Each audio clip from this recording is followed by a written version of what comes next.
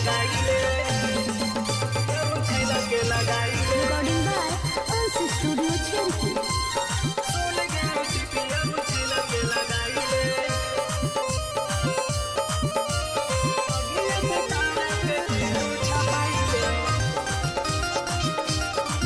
अरे सुन गे डीपी अरुण छैला के लगाइले बन के मन हमरा हकैये कटर रे, जब से छोड़ा कर देना बैरल रे, देना बैरल रे। सुन रे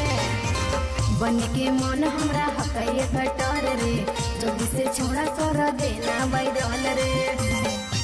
अगे मघिया सटार के टैटू छपाइले अगे सुन गे डीपी अरुण छैला के लगाइले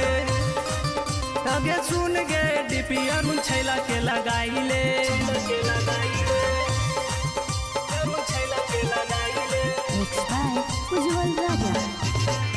सुन गे डीपी अरुण छैला के लगाइले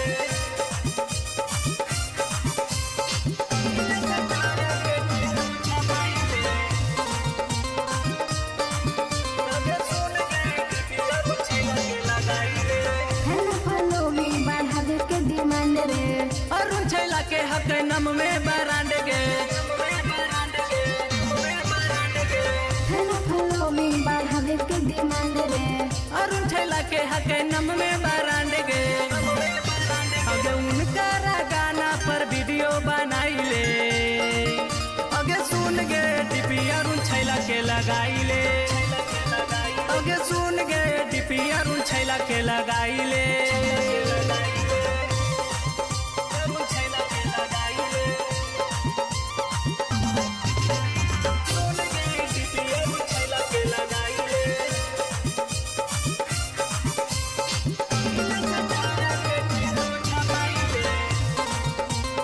अगे सुन गे डीपी अरुण छैला के लगाइले मजा करो की वायरल हो जाई, रातों रात छोड़ी सगरो छा जाइनी